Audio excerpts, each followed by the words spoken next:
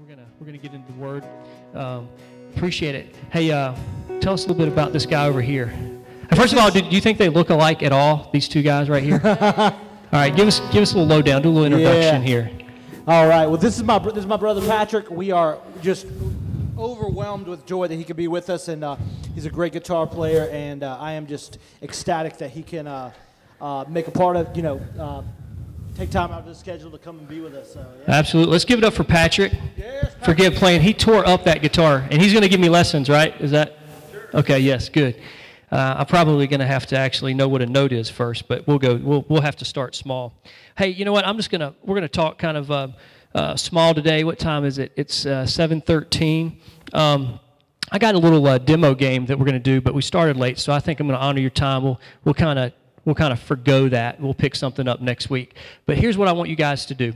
I'm going to number you. I'm going to get my leaders to come up. If you could come up, yes.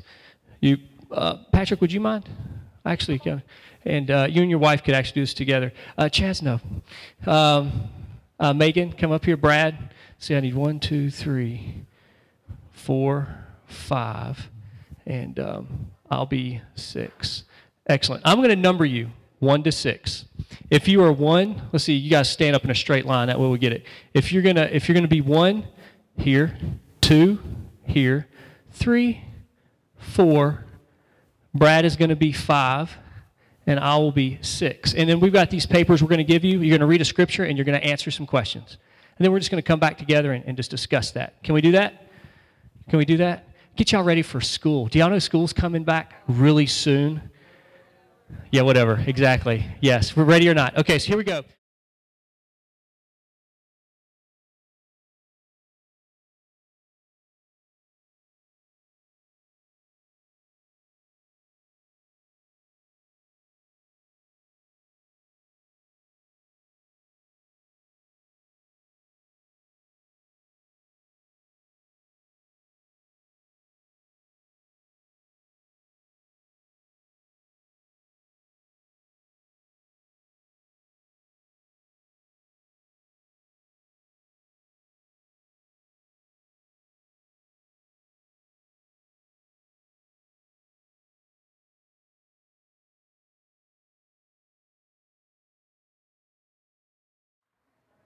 Okay, let me read the scripture again. John 1, 1 through 5. Again, it says, "In the beginning was the Word, and the Word was God, and the Word was with God. And the Word was God. He was with God in the beginning. Through Him all things were made. Without Him nothing was made that has been made. And in Him was life, and that life was the light of all people. The light shines in the darkness, and the darkness cannot overcome it." That's pretty stinking amazing. I don't know if you guys fully understood that. I'm sure your groups had some good talks on what all that meant. But I want to just hit that subject of light and a little bit, and then we're gonna worship together. First thing I want you to understand is I want to read a poem first about light. I want you guys to just close your eyes and just look into darkness for just a few minutes. And I asked some people in our group, what would happen if all the lights just went out in the earth? The sun, of course, the moon is just a reflection of the sun. Everything, no lights, no fire, nothing. What would that be like? And if I asked you to, hey, you need to find yourself, you need to go find home, and you were 100 miles from home, and there's absolutely no light, could you find your way home? You couldn't. Without light, you lose all sense of direction. Without light, you have no idea what's in front of you. Without light, you see nothing. I want to read a poem about light. The phenomenon known as light is extremely unexplainable and glorious in its mystery. Just keep your eyes closed. When light appears, darkness cannot extinguish it or even fathom it. If both darkness and light were people, darkness would be confused when light showed up. Darkness would wonder why this light was so intruding, and he would be annoyed and blown away by its inconceivable ideal. Light, in its purest sense, cuts through darkness, destroying the blindness and confusion, the fear and the ability to hide. Not even darkness itself has the ability to hide from light's revelation. Darkness could never overcome light, and it could never understand its power. When light is introduced to darkness, the darkness is destroyed. A small light in an enveloping tapestry of darkness still shines through, piercing the darkness so that people may see. No amount of darkness can cover light, because darkness is merely the absence of light. Whenever there is light, darkness appears, confused and defenseless. The presence of the mystery known as light dismantles the dark, forcing submission. Light has come into the world, but darkness has not understood it. Y'all look at me. You know, I talk. How many of you guys? And I talked a little bit to my group about this. How many of you guys have ever had a headache? How many of you guys have ever cried because you were hurt? How many of you guys have ever just been death dog sick, puking your heads out? You know, just nasty. How many of you guys have ever had somebody hurt you and you've had bitterness towards them? Okay, that right there is what it's like when your eyes are closed. That's darkness. Okay, we're living in a sea of darkness. And we wonder why we run into things. We wonder why we get we get bumps and bruises. We hurt. We get sick because we're living in sin. Y'all understand that, right?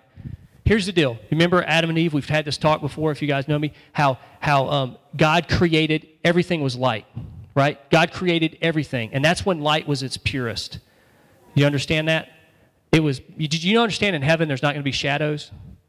Like there's not going to be shadows because God's light is perfect. They say that in heaven, God's light will just wash away all darkness because his light is pure. It's amazing to think about light so pure that darkness, not even shadows, can exist. Could you imagine that? But here's the deal. God created everything, and before sin entered the world, light was everywhere. Perfect relationship with God. But here's what happened. When the fruit was taken and consumed, the light switch went off, and darkness entered the planet. Now, man tried in his own way to bring light, bring themselves in subjection, to be like God, to honor him, and to become holy like he is holy, like he's asked us to be. Not to be God, but to be like him, to live in his kingdom, to love like he loves. You know what I'm saying? But we failed tremendously. And the whole Old Testament is us attempting to connect to God, and then all of a sudden God's like, it's not going to happen. So he put a light on this earth that cannot be distinguished. And we having light problems, and we can't turn off the light, so I can't do this. But you know, if you're in a pitch black room, and I lit a candle, and the room was the size of a football stadium, pitch black, and I lit a candle in the center of the football stadium, could you see it from anywhere in that stadium if you were looking towards it? Yes. You could see that tiny little candle. So God brought his son, Jesus Christ, in the crazy darkness, and he lit that candle. And you ever been to a candle service where one candle's lit, then everybody goes up and lights it, and then all of a sudden it's just like everywhere? See, that's what this whole thing's about. It's us being the light to bring direction to people. Do you have friends that just don't want to talk about God because they think God's just not real? Those are the people where they're in the darkness. They don't understand the light. But you have to turn the light on in front of them through your actions, through what you do, through what you say. We're not going to be perfect, but just sharing the love of Christ is that light that's shining. So I just want to challenge you guys to know that God is love, and he wants our light to shine, and he wants to reign in our lives. But then I've talked about total darkness, but I want to talk about some of the dark areas in our lives. Like right now, there's some areas in your life, like in your bedroom right now, there's some dark areas, probably scary areas with like under your bed where there's sandwiches that you ate 2 years ago and never finished. There's like some nasty areas. I had a friend in college, he didn't wash his clothes. He bought new underwear and he bought new clothes. He never washed. He just threw them in the floor. I had no idea what his carpet looked like until he moved out. When he moved out, his room was so nasty. In his closet, growing out of like the clothes and carpet nastiness were like mushrooms. There was like a little fungus growing. It was just an outdoor type mushroom growing in his closet. That's nasty. There were some dark areas in his life. I mean, there's areas, like in your basement that you just don't, I mean, wouldn't just go in there. Would you? Have you ever been like underneath a house? I mean, no, it's pretty scary. Would you just like, in a T-shirt and shorts and no shoes, just crawl up under a house and just go to the other end really quick and come back? Would you do that? No, you wouldn't. You would not. You don't know what you're going to encounter. It's dark and you can't see, and there's stuff there that can hurt you, and you're just like, you never know. I had a friend who went into the house and he was face to face with a snake just looking at him. You don't know what you're going to encounter under there. That's when he turned his flashlight on. I don't know if he turned it back off and hope it disappeared. That didn't happen. But reality set in. There was a snake there. A lot of times we have areas right now in your room that there's probably areas where it's just, you don't want people to see it's embarrassing. It could be that drawer that you stuff everything to make your mom think that you've cleaned your room and it's just stuffed in there. That could be, but if you think about it, there's areas right now in your life and there's dark areas where you haven't given God complete control. There's unforgiveness maybe. That could be a dark area. There is things that you look at on the internet you shouldn't, we all know that. We've heard that a billion times. There's things in our lives that are dark areas. And I just want to challenge you tonight to fill out those dark areas and pray and ask God to shine His light. Because I know my wife has one of those round mirrors, the kind that magnify.